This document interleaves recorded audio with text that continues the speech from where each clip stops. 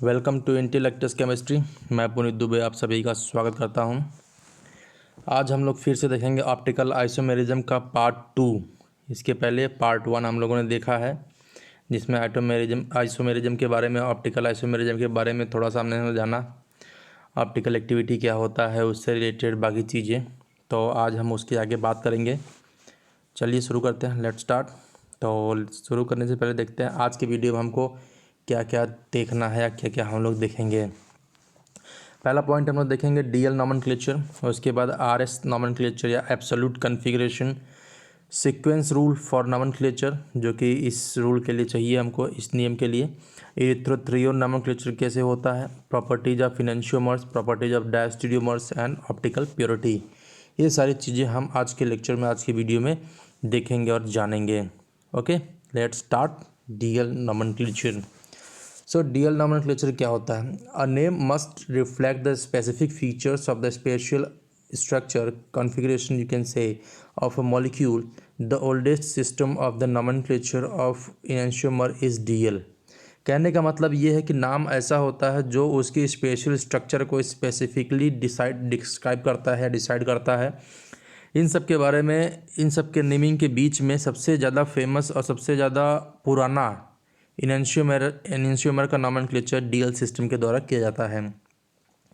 In this system the configuration of all the compounds were designated with respect to the glyceraldehyde. मतलब DL nomenclature में एक difference माना जाता है, एक रिलेटिव कॉन्फ़िगरेशन माना जाता है किसके? ग्लिसरल्डिहाइड की। ग्लिसरल्डिहाइड को बेस मान के उसका नॉमेनक्लेचर किया जाता है, relative configuration. Okay, the configuration of which was taken as an arbitrary standard by the Rosenhoff in 1906. Rosenhoff was a scientist who has taken this glyceraldehyde as a relative for the naming of the other compounds. Arbitrary इन्होंने choose किया था इस तरह का nomenclature देने के लिए, standard set किया था। ग्लिसरल्डिहाइड को बेस मान के हम यहाँ पे उसका नॉमेनक्लेचर करेंगे। Okay, now here you can see the example. So this is the compound which was going to be nomenclatured. So this is the glyceraldehyde. Okay, D form और L form हम ये कैसे डिसाइड करते हैं? तो यहाँ पे हाइड्रोक्सिल ग्रुप देखते हैं, यहाँ पे हाइड्रोक्सिल ग्रुप पे कंपेरिजन, दोनों कंपाउंड सेम है, बस उनमें हाइड्रोक्सिल ग्रुप का जो ओरिएंटेशन है वो अलग है। तो इसमें क्या है, डी फॉर्म में hydroxyl group is at right side and in L form the hydroxyl group is at left side. Okay, so here D-glyceraldehyde and L-glyceraldehyde. Now one question is plus and minus. What is it? Plus minus is given by the characteristic where it is rotate. If it is rotated in the clockwise direction, then it will be positive. In anti-clockwise direction, then it is negative. There is no relation between D, L and plus and minus. Okay, plus and minus is the characteristic, internal characteristic. Okay, so plus glyceraldehyde having the OH group on the right side, the hydrogen on the left side, the CH2 and CH2 group being on the top and bottom respectively. ये इस structure को हमने describe किया हुआ है। then this was arbitrarily given the configurational symbol D, which in which OH group at right side and symbol L in which the OH group is at left hand side. Okay, any compound that can be prepared from or converted into the D plus glyceraldehyde will belong to the D series और relative configuration. मतलब क्या हुआ, ऐसा कोई भी compound जो कि prepare किया जाता है या वो कन्वर्ट किया जाता है किसमें? डी ग्लिसरल्डिहाइड के से होके, तब उसको डी सीरीज़ में हम लोग मानते हैं, डी सीरीज़ में रखा जाता है, जो कि रिलेटिव करता है, रिलेट करता है उसको ग्लिसरल्डिहाइड से। Similarly any compound that can be prepared from or converted into L glyceraldehyde, it will belong to the L series. L series में कब बिलोंग करेगा? जब वो या तो एल ग्लिसरल्डिहाइड से बनाया जाए या उसमें कन्वर्ट किया जाए, तब उसमें क्या होगा, उसको एल सीरीज़ में बिलोंग करते हैं, एल सीरीज़ में डिस्क्राइब करते हैं, एल सीरीज़ में रखा जाता है। Next is D-glyceraldehyde and D-glyceric acid. Okay, D minus. So here this is the D-glyceraldehyde, D plus glyceraldehyde. When it will be oxidized, oxidation होता है, माइल्ड ऑक्सीडाइजिंग एजेंट रखते हैं, तो यहाँ पे हमारा जो एल्डिहाइड ग्रुप है ये ऑक्सीडाइज हो जाता है acid group में. Okay, so now this is glyceraldehyde and after oxidation it is glyceric acid, D minus glyceric acid. So it should be noted that there is no change in configuration if the reaction does not involve the cleavage of a bond to the chiral center. मतलब क्या हुआ, configuration तब तक नहीं बदलता है जब तक कि chiral सेंटर पे बॉन्ड का ब्रेकिंग ना हो. बॉन्ड का जब ब्रेक होगा, बॉन्ड का जब क्लीवेज होगा, तब जाके वहाँ पे उसका कन्फिग्रेशन चेंज होगा. Otherwise there will always the configuration is same. Okay what is the next? Next is an example, one more example along with reactions. So here D plus glyceraldehyde, when it is oxidized it will give here aldehyde to acid. When there is second reagent is PBr3, what it will do, it will remove the hydroxyl group from the CH2OH and it will form CH2Br. Okay, now going for the reduction. After reduction bromine is going out and here it will form methyl group. So from D-glyceraldehyde to D-lactic acid, D minus lactic acid, when representing relative configurational relationship of a molecule containing more than one chiral carbon, the chiral carbon of glyceraldehyde is always drawn at the bottom. मतलब क्या हुआ इसका, अभी तो हम एक carbon लेके चल रहे थे, एक chiral सेंटर लेके चल रहे थे. जब chiral सेंटर एक से अधिक होगा तब कैसे हम रिलेट करेंगे डी नॉमेनक्लेचर या एल नॉमेनक्लेचर को, तो बॉटम का जो chiral कार्बन होगा वहाँ पे हम रिलेट करेंगे कि ये डी है या एल है. ठीक है, जैसे कि यहाँ पे हम बॉटम से शुरू करेंगे तो यहाँ पे एक हमने एग्जांपल दिया हुआ है that easily you can correlate with DL nomenclature and this rule. Okay, so here D erythrose because there is a 4 carbon, D threose 4 carbon, 4 carbon. So these two are D series and these two are L series. How we will define this is D and this is L? So what was the rule? जब एक से अधिक chiral centre होंगे तब हम DL nomenclature को कहाँ से नापेंगे, कहाँ से डिस्क्राइब करेंगे, सबसे बॉटम chiral कार्बन पे. एक chiral सेंटर यहाँ पे है, यहाँ पे है, यहाँ पे है, उसके बाद जो सबसे लास्ट है ये है. तो जहाँ पे हमने स्टार मार्क दिया हुआ है that was the chiral centre where we will define the DL nomenclature, where we will describe the DL nomenclature system. Okay, so at this carbon, at this chiral which was asterisk mark, so OH group, hydroxyl group is at right side, then it will named as D. D minus is its character, its chemical property, and D is its group property. So the hydroxyl group is at the right hand side, so it is D named. Okay, here again right hand side it is D form, and here it is left side it is L form. So here you can say these two are D form and this one is L form. How? OH group is at left hand side, then it will be belong to the L series, and hydroxyl group here it is at right side, so it's belong to the D series. Okay, there is no correlation between the DL designation and the sign of rotation. Okay, I have already described it. Sign of rotation उसका internal property है कि वो किस उस plane polarise light को वो किस plane में किस डायरेक्शन में रोटेट करता है. Either it will rotate to the clockwise direction or anti clockwise direction. When it will rotate plane polarise light in clockwise direction then it will signed as plus. When it will be rotated it in anti-clockwise direction then it will signed as negative. Okay, minus. So next is the absolute configuration, or very famously you can say it named as RS nomenclature. बहुत important है, हर exam में पूछा जाता है और reactions में define करने को भी आता है. So let's start. It is also known as the Kahn Ingold Prelog CIP nomenclature. इसके पहले भी Kahn Ingold Prelog nomenclature का नाम आ चुका है. पिछले वीडियो में हम लोग आया था नेमिंग कैसे करते हैं, वहाँ पर सीक्वेंस रूल के बारे में बात हुई थी. आज यहाँ पे Kahn Ingold Prelog nomenclature की बात करेंगे. CIP ये कैसे काम करता है, कैसे हम नेमिंग करते हैं, सारी चीज़ें. Okay, and is based on the actual means absolute configuration. The RS nomenclature system involved two steps. What is that? Step 1, the 4 different ligands or atoms or groups attached to the chiral center are assigned a sequence of priority according to the sequence rule.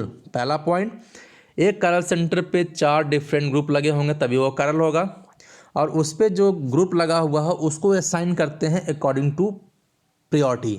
और priority हम कैसे decide करेंगे? According to sequence rule. This is the first step. And what is the second step? So here is the second step. After assigning the priority of ligands attached to the chiral carbon, the molecule is imagined to be oriented so that the group of lowest priority is directed away from the observer. Okay, what is it? हम उसका assigning तो कर दिए.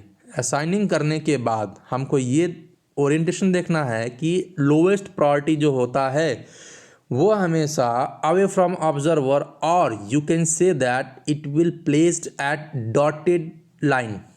Okay, in 3D structure I will show here.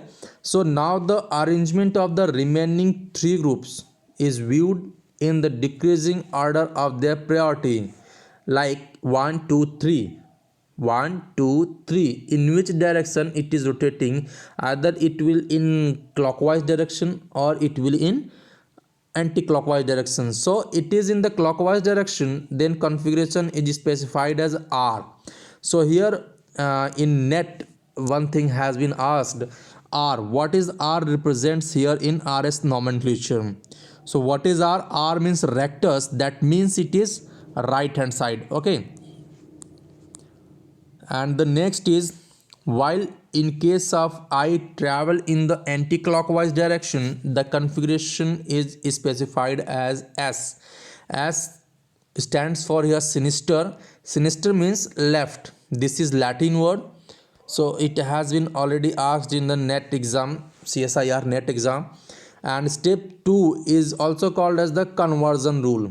इसको हम rotate करते हैं, convert करते हैं. अगर 4th प्लेस पे नहीं है तो 4th प्लेस पे करेंगे, उसकी लोवेस्ट प्रायोरिटी पे लेके आएंगे, लोएस्ट प्रायोरिटी को डॉटेड लाइन पर लेके आएंगे तब तो हम एक्चुअली बता देंगे ये होता है. अगर नहीं होता है उस केस में नॉमेनक्लेचर क्या होगा उसका भी ट्रिक हम आगे देंगे. Okay, so here is the example, one more example. So for first example of the RS nomenclature, so it is flying wedge model. You have already studied in the previous lecture, previous videos. So here is plane, this bond in plane of paper. This one is below the plane and this one is the above the plane. So here this bond must have the lowest priority for according to this sequence rule. Okay, so and this is the towards observer. So A B C D. So we will not count here D. Okay, only 1 2 3 like this in this direction. Either it is in clockwise direction. Here you can see flying wedge, you can convert it into the Fisher projection formula. Okay, you can convert it to Fisher projection clockwise direction, then it will be R configuration. Here you can see the rotation of the I in clockwise direction from A B C. Let it left the D because that is the lowest priority. And the next example is for the S configuration. How we will define? So D is the at lowest priority, and I is going to travel from A B C in anti-clockwise direction. So it is flying wedge formula having the anti-clockwise direction. So here we will decide it is at S configuration. Okay, we will define here it is S configuration. So next is, if the group having the lowest priority D is not at the top or the bottom, then it must be done so by making the number of interchanges as following. वही मैंने बोला, अगर ये 4th place पे नहीं है lowest priority, तो इसको लोवेस्ट प्रायोरिटी को अवे फ्रॉम ऑब्जर्वर और द डॉटेड लाइन पे कैसे लेकर जाएंगे. मैंने तो बोल दिया लेके जाना है, but how it will go to the away from the observer. So there is a rule that having that doing the interchange. So what is that rule? 2 or any other even number of interchanges of the ligand at one chiral center do not change the configuration. दो या फिर कोई भी even number of interchange of the ligands which is attached to the chiral center will does not change the configuration. उससे configuration में कोई फर्क नहीं पड़ता है अगर आप इवन नंबर ऑफ चेंजेस करते हैं interchanges between the ligands. Okay, and the second rule is one interchange or any other odd number of interchanges of the ligand at one chiral center inverts the configuration. उस chiral center पे अगर odd number of interchanges करते हैं तो उसका configuration उलट जाएगा. R है तो S हो जाएगा, S है तो R हो जाएगा. Next rule is the a 90-degree rotation of the projection formula about the chiral center invert the configuration. अगर 90 डिग्री, फॉर एग्जाम्पल अगर मैंने ये फिशर प्रोजेक्शन लिया है, यहाँ का ग्रुप मैंने सिर्फ यहाँ रख दिया, so there is a change in angle, it is 90 degree.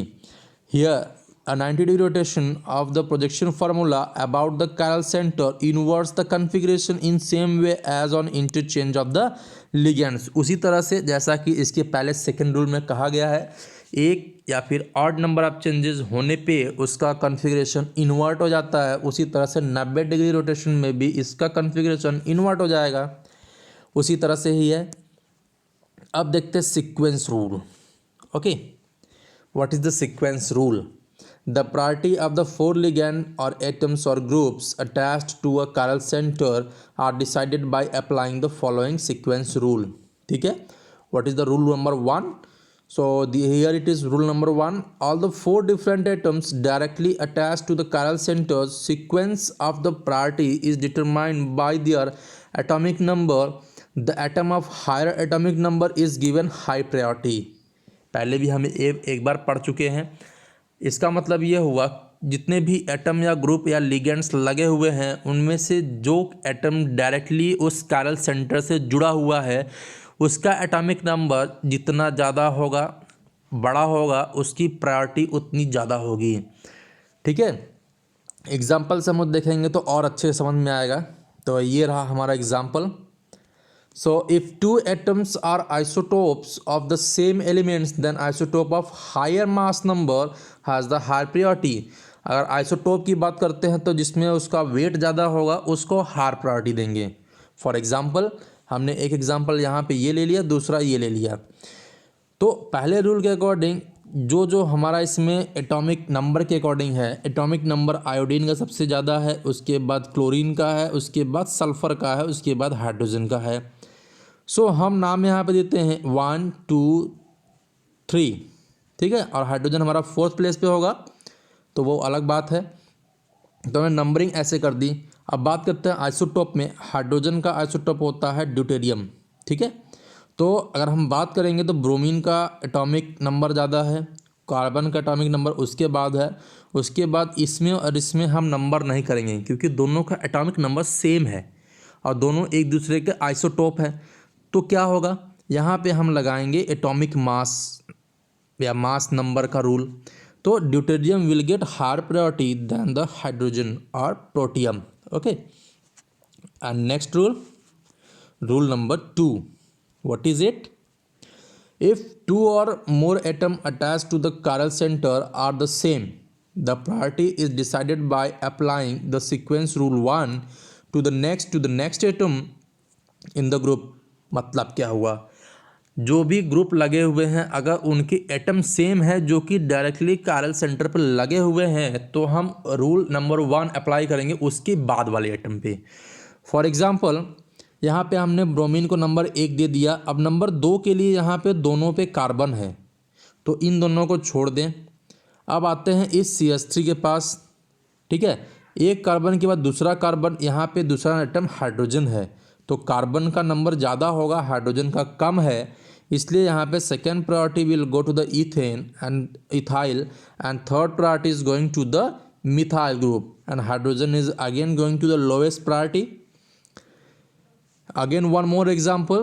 So like that chlorine is the first priority, then carbon after that chlorine, here after carbon, after that again carbon, and chlorine having the higher atomic number, so chlorine is going to be second priority. First is direct chlorine, then after indirect chlorine, and then after carbon. So this is 3 priority rule. And again obviously hydrogen having the lowest priority, nothing to worry. And what is the rule number third? If two or more group having the same substituent at high atomic number, then group having the greater number of substituent have high priority.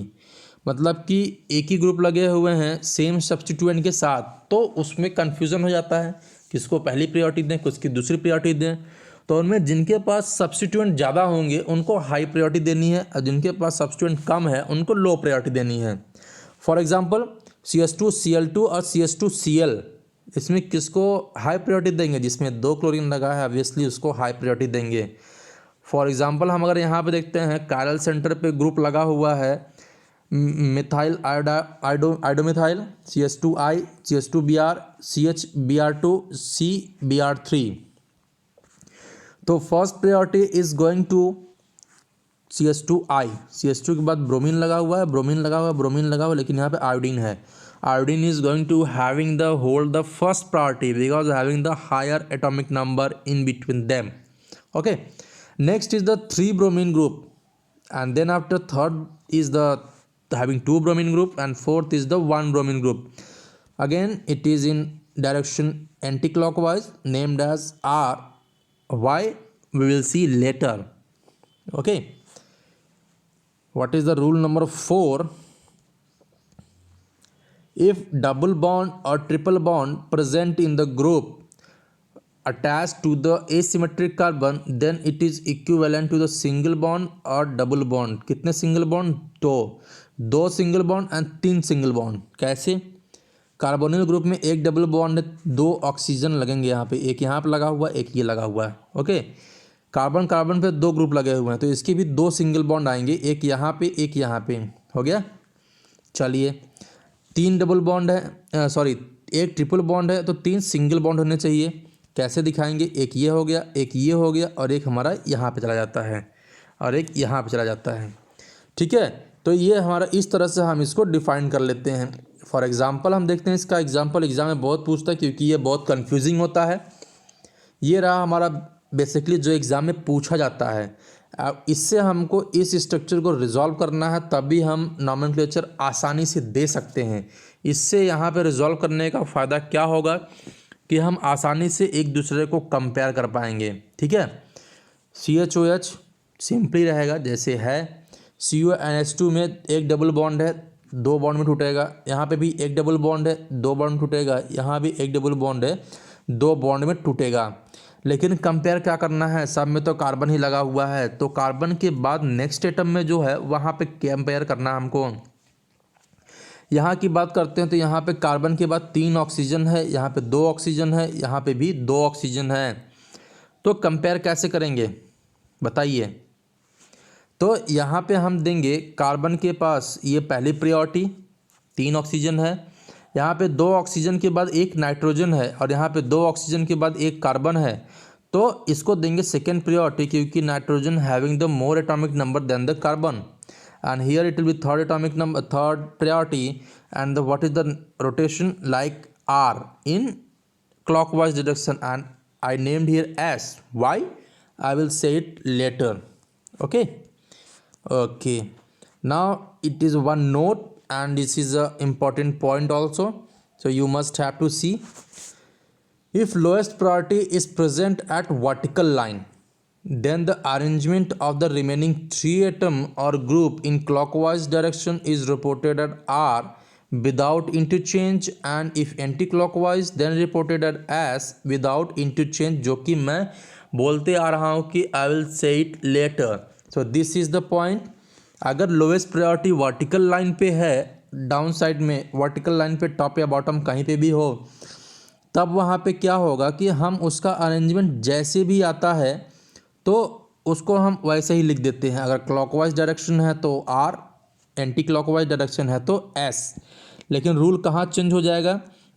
इसका दूसरा point में, if lowest priority is at horizontal line then the arrangement of remaining 3 group in clockwise direction reported at S and without interchange, if arrangement in anti-clockwise direction reported as S without interchange. अगर उसमें हम कोई interchange नहीं करते हैं तो, अगर interchange कर लेंगे तो हम उसको according to sequence rule, according to rule देंगे, एंटी क्लॉकवाइज को एस, क्लॉकवाइज को आर। अगर इंटरचेंज करते हैं तो, नहीं करते हैं तो ये रूल लगेगा। एग्ज़ाम में टाइम नहीं होता है तो इंटरचेंज करने में भी थोड़ा समय लगता है, तो वो भी फ्यू सेकंड्स हम बचा के डायरेक्ट हम ये रूल अप्लाई करके उसको आसानी से उसका स्ट्रक्चर विड्रॉ कर सकते हैं, उसका नेमिंग को हम डिफाइन कर सकते हैं। तो ये एग्ज़ाम पॉइंट ऑफ व्यू से, नीट का एग्ज़ाम हो, मेडिकल एग्ज़ाम का, कोई भी इंट्रेंस एग्ज़ाम होता है तो उसके लिए इंपॉर्टेंट होता है, क्योंकि वहाँ पे टाइम बहुत मैटर करता है और टाइम मैनेजमेंट बहुत इंपॉर्टेंट है किसी भी एग्ज़ाम को क्वालिफाई करने के लिए। Okay, and next is the rule number 6। Ring systems are treated as branch chain, and if unsaturated, then duplication is used, and for double bond and triplication for a triple bond. As like before I have told, there the double bond having 2 single bond, triple bond having 3 single bond. Like that यहाँ पे cyclohexyl है तो 3 group ऐसे जुड़ गए branching के तौर पे। फिनाइल ग्रुप है तो ब्रांचिंग टूटेगी, उसके साथ साथ वहाँ पे डबल बॉन्ड का 2 सिंगल बॉन्ड जुड़ेगा। जैसे यहाँ पे और यहाँ पे जुड़ा है, यहाँ पे जुड़ा है और यहाँ पे जुड़ा हुआ है, और इस जगह पे जुड़ा है, यहाँ पे जुड़ा हुआ है। तो इस तरह से जितने भी डबल बॉन्ड आएंगे उतने दोगुना उसके सिंगल बॉन्ड बनेंगे। इस तरह से हम प्रायोरिटी रूल यहाँ पे देंगे और उसको ब्रेक करके आसानी से स्ट्रक्चर को विड्रॉ कर सकते हैं, स्ट्रक्चर का नेम डिफाइन कर सकते हैं। And next one more example. So here it is in 3D structure like wages and solid line. तो हियर यहाँ पे हम देखेंगे कैसे हम इसका नेमिंग करते हैं। एग्जाम्पल है हमारा ब्यूटेनॉल का, 2 ब्यूटेनॉल का है और एक टार्ट्रिक एसिड का है। ये हमारा फ्लाइंग वेज में है और ये हमारा सॉहॉर्स में है। ठीक है, तो चलिए पहले फ्लाइंग वेज को देखते हैं। फ्लाइंग वेज में हाइड्रोक्सिल ग्रुप है, यहाँ पे कार्बन और हाइड्रोजन जो डायरेक्ट कारल सेंटर से जुड़े हुए हैं। तो ऑक्सीजन को हम पहली प्रायोरिटी देंगे because it is having the highest atomic number in between them. So here is 1, second is going to for this ethyl group, and third one for methyl group, and fourth one for hydrogen। हमने पहले ही बता दिया था कि अगर group बड़ा है तो उसको पहली प्रायोरिटी देंगे, और हाइड्रोजन हमारा 4th प्लेस पे है तो ये हमारा कैसा हो गया, लोवेस्ट प्रायोरिटी का। अब हम इसका नेमिंग करते हैं। ये तो पहले हाइड्रोक्सिल ग्रुप, ये तो हमारा क्लॉकवाइज रोटेशन दे रहा है, लेकिन इसको हम कैसे बदलेंगे। ठीक है, क्लॉकवाइज डायरेक्शन में है तो ये हमारा क्या हो गया, 2 ब्यूटेनॉल। और यहाँ पे देखते हैं अगर हम, क्या हो गया यहाँ पे RS 2R एंड 3S। इसको हमें डिफाइन करना है, कैसे दिखा देंगे। टार्ट्रिक एसिड का 2 कार्बन है तो हाइड्रोजन यहाँ पे 4th प्लेस प्रायोरिटी पे है और बिलो द प्लेन है, तो यहाँ पे हम क्या देंगे, 1, 2 एंड 3 ग्रुप हमारा ये वाला है, तो ये हमारा कैसा है, clockwise direction, so it is R। यहाँ पे देखते हैं 4th प्लेस हमारा बिलो अबव द प्लेन है, यहाँ पे हम हाइड्रोक्सिल ग्रुप चलेंगे तो ये भी हमारा कैसा है, क्लॉकवाइज, लेकिन वो अबव द प्लेन है तो हम इसको क्या दे देते हैं, 3S, क्योंकि इसका रोटेशन को हम चेंज करेंगे। यहाँ पे मैंने चेंज नहीं किया, क्यों, क्योंकि ये हमारा चला जाता है वर्टिकल लाइन पे और ये हमारा चला जाता है हॉरिजॉन्टल लाइन पे। जब हम फिशर फार्मूला देते हैं रूल के अकॉर्डिंग, वर्टिकल पे है तो हम उसको कोई चेंज नहीं करेंगे, और जब हॉरिजॉन्टल पे आएगा तब हम उसका कन्वर्जन कर लेते हैं। चलिए, ये हमारा हो गया RS नॉमेनक्लेचर का। प्रैक्टिस करिएगा, कहेंगे तो हम कुछ क्वेश्चंस लेके आएंगे, जैसा हो कमेंट बॉक्स में डालें, ज़रूरत पड़ेगी तो हम उस पर प्रैक्टिस करने के लिए अलग से सेट बना कर लाएंगे, प्रैक्टिस कराएंगे उसका। जैसा भी आप लोग कमेंट करेंगे तभी मैं कराऊँगा। ठीक है, चलिए next is the erythro and threo nomenclature. इसको कैसे हम करते हैं nomenclature. This nomenclature based on the aldotetroses, erythrose and threose which exist as 2 enantiomeric pair. Okay, aldotetroses पे जो कि 4 कार्बन की होती है, इरिथ्रोज एंड थ्रियोज पे, और ये इनेंशियोमेरिक पेयर होते हैं। The erythro isomer has the similar group at 2 adjacent non identical chiral centre on the same side, then it is named as erythro. और थ्रियो में क्या होता है, isomer having the corresponding group on opposite side of the Fischer projection के opposite side में है तो उसको हम थ्रियो बोलते हैं। For example here you can see the example, it should be noted that Fisher projection represents the molecule in eclipsed conformation. अगर more than one chiral centre है तो वो पूरा फिशर प्रोजेक्शन में फार्मूला जो बनता है वो पूरा का पूरा स्ट्रक्चर इक्लिप्स्ड होता है. You can say it is unstable. Okay, so here 4 carbon chain, here itself, all 4 aldotetrases. So how we can say this is erythrose and this is threose? So here you can see here hydroxyl group on the same side, here hydroxyl on same side, and this is negative erythrose and this is positive erythrose. This is according to their rotation of plane polarise light that sign has given. And right hand side है तो left hand side और कोई फ़र्क नहीं पड़ता. यहाँ पे hydroxyl group same side में है इसलिए इरिथ्रोज है. यहाँ पे हाइड्रोक्सिल ग्रुप अपोजिट साइड में है तो थ्रियोज है. यहाँ भी थ्रियोज है. यहाँ पे देखते हैं तो क्या होगा, ये हमारा इरिथ्रोज होता है. ठीक है, तो ये हमारा क्या हो जाता है, इरिथ्रो एंड थ्रियो नॉमेनक्लेचर दे लेते हैं. The term erythro and thrio are generally applied to only those molecules which do not have the identical groups at the top and the bottom of the Fisher projection. मतलब कि top and bottom पे opposite group होना चाहिए, मतलब कि different group होना चाहिए. अगर वो सेम हो गया तब वहाँ पे नॉमेनक्लेचर हम नहीं देंगे. ठीक है, सेम ग्रुप होगा तो नेमिंग इरिथ्रो एंड थ्रियो नहीं होता है. उसमें do not have the identical group नहीं होगा तभी हम वहाँ पे क्या होंगे, इरिथ्रो और थ्रियो को अप्लाई कर सकते हैं, जैसा कि हमने यहाँ पे इस एग्जांपल में दिखाया हुआ है. टॉप एंड बॉटम पे चेंज है. Okay, next is the properties of the enantiomers. Enantiomers की प्रॉपर्टी क्या होती है? Enantiomers have the identical physical properties such as melting point, boiling point, density, refractive index, except their optical rotation which are of equal magnitude but opposite sign. इसमें क्या होता है, enantiomer के जो फिजिकल प्रॉपर्टी होती है वो आइडेंटिकल होता है. फिजिकल प्रॉपर्टी मीन्स उसके जो बाहरी तरीके से लिया जाता है. फॉर एग्जांपल जैसे कि वो मेल्टिंग पॉइंट हो सकता है, बॉइलिंग पॉइंट हो सकता है, डेंसिटी हो सकता है, रिफ्रैक्टिव इंडेक्स हो सकता है. ये सारी चीज़ें आइडेंटिकल होती हैं केवल उसके ऑप्टिकल रोटेशन को छोड़कर. ठीक है, चलिए उसका ऑप्टिकल रोटेशन मैग्नीट्यूड में तो इक्वल होगा लेकिन साइन अलग होता है. अपोजिट साइन प्लस है तो माइनस होगा, माइनस है तो प्लस होता है. इनेंशियोमर्स में also have the different odour, उसकी स्मेल अलग हो सकती है. For example plus limonene has the smell of oranges whereas minus limonene smell like lemons. Plus वाला संतरे जैसा महकता है और माइनस वाला नींबू जैसा महकता है, तो उसके ऑर्डर में भी डिफरेंस हो सकता है. Next point, enantiomer have the identical chemical properties except in presence of chiral reagents or solvents. अगर कोई कायरल रिएजेंट है या कायरल सॉल्वेंट है, उनकी प्रेजेंस में उसका जो केमिकल प्रॉपर्टी है वो डिफरेंट होगा.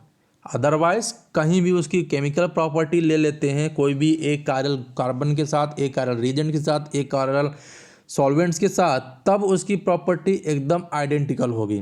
ओके, क्यों अलग होता है? क्योंकि वो कायरल जो रिएजेंट होता है या सॉल्वेंट होता है उसकी एक पार्ट को पूरे जो इनेंशियोमर होता है उसको डायस्टीरियोमर में चेंज कर देता है. In a chiral environment enantiomers behave differently because it causes them to behave as a diastereomers. Okay, इसलिए वो डिफरेंट हो जाता है इन कायरल इन्वायरमेंट. इनेंशियोमर्स में ऑल्सो भी डिफरेंट फिजियोलॉजिकली वो कैसे डिफरेंट होते हैं enantiomers? For example minus nicotine is more poisonous than the plus. Minus nicotine is more poisonous than plus. Another example plus L plus ascorbic acid vitamin C is more efficient than D minus. ठीक है, इसका जो physiological characteristic है, physiological उसका जो appearance है वो भी अलग हो सकता है. ठीक है, तो यहाँ पे ये डिफरेंस आते हैं, कुछ आइडेंटिकल हैं, कुछ डिफरेंस हैं. तो इस तरह से हमारा इनेंशियोमेरिक प्रॉपर्टी हो जाती है. अब देखते हैं properties of diastereomers. Diastereomers have different physical properties such as melting point, boiling point, density, solubility, refractive index etcetera. ये सब अलग होंगे फिजिकल प्रॉपर्टी जो भी हमारे डायस्टीरियोमर्स की होती है. दे मे और may not be optically active. Optically active हो भी सकते हैं और नहीं भी हो सकते हैं। For example, a chiral stereo isomers like meso form and geometrical isomers are optically inactive. Meso compound जो होते हैं हमारे इंटरनल कंपनसेशन की वजह से ये ऑप्टिकली इनएक्टिव हो जाते हैं, although having the chiral centre, and geometrical isomers तो ऑप्टिकली इनएक्टिव होते ही हैं। Okay, next point is diastereomers have the similar but not identical chemical property. इसका मतलब क्या हुआ? केमिकल प्रॉपर्टी तो मिलती जुलती हो सकती है लेकिन एग्जैक्टली आइडेंटिकल नहीं होगा। ठीक है, the rate of reaction differs with chiral as well as achiral reagents and the solvents. वही मतलब है, रेट उसके आसपास हो सकता है लेकिन एग्जैक्टली आइडेंटिकल नहीं होगा। सिमिलर तो हो सकता है लेकिन आइडेंटिकल नहीं होगा। ये है हमारे डायस्टीरियोमर्स की एक केमिकल प्रॉपर्टी।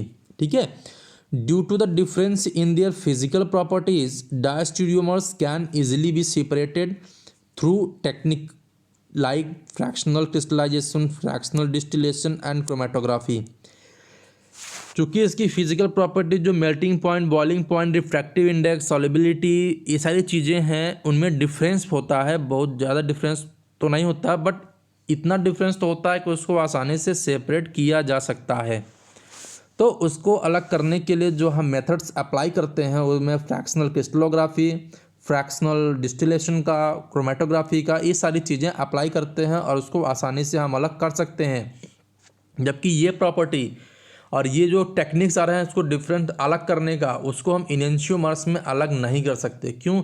क्योंकि उनकी फिजिकल प्रॉपर्टीज सेम होती हैं, आइडेंटिकल होती है। मेल्टिंग पॉइंट सेम होता है, बॉइलिंग पॉइंट सेम होता है, रिफ्रैक्टिव इंडेक्स सेम होता है, सॉल्युबिलिटी सेम होती है, उसकी डेंसिटी सेम होती है। तो इस तरह से उसको हम ये सारे टेक्निक्स लगा के अलग नहीं कर सकते। वहाँ पे अलग करने के लिए, रिजोल्यूशन करने के लिए हमको कुछ बायोकेमिकल मेथड्स अपनाने पड़ते हैं, कुछ केमिकल मेथड्स अप्लाई करने पड़ते हैं। या तो हम किसी एक को डिस्ट्रॉय कर लेते हैं या तो किसी एक को प्रोडक्ट फॉर्म में, कॉम्प्लेक्स फॉर्मेशन में निकाल लेते हैं। तो इस तरह से हम वहाँ पे मेथड्स डिफरेंट अप्लाई करते हैं जो कि हम पिछले प्रीवियस वीडियो में देख चुके हैं। ठीक है, चलिए, what is the next is the optical purity. ये क्या होता है? ये रिएक्शन पे आधारित होता है। It is based on the reactions. जो भी स्टीरियो सेलेक्टिव रिएक्शंस होते हैं, स्टीरियो स्पेसिफिक रिएक्शंस होते हैं, उसकी प्योरिटी निकालते हैं कि कितना प्योर ऑप्टिकली एक्टिव आइसोमर्स हमको मिले हैं, कितने इनएक्टिव आइसोमर्स मिले हैं, उसकी प्योरिटी कितनी है, हमको वो निकालना होता है कि ऑप्टिकल प्योरिटी कितनी है। While working in the field of the asymmetric synthesis, asymmetric synthesis means chiral synthesis होता है। One need to report not only the chemical yield but also the optical yield और ऑप्टिकल प्योरिटी। ऑप्टिकल यील्ड को ही बोलते हैं optical purity. Okay, केवल reaction का जो यील्ड होता है, केमिकल यील्ड, वो कितना निकला है उससे संतोष नहीं करना है, वो नहीं रिपोर्ट करना है। उसके अलावा अगर हम स्टीरियो स्पेसिफिक रिएक्शन करवाते हैं, स्टीरियो सेलेक्टिव रिएक्शन कराते हैं, एसिमेट्रिक सिंथेसिस में जो भी रिएक्शन हम परफॉर्म करते हैं उसकी ऑप्टिकल प्योरिटी कितनी है या उसकी ऑप्टिकल यील्ड कितनी है, हमको ये भी रिपोर्ट करना पड़ता है। The percentage optical yield or optical purity of a sample is calculated as, there is a formula for calculating the optical purity, and what is this percentage of optical purity is equal to alpha of sample। alpha क्या होता है? Rotation, and rotation of sample कितना है और rotation of pure इनएंशियोमर कितना हुआ है, alpha of pure इनएंशियोमर।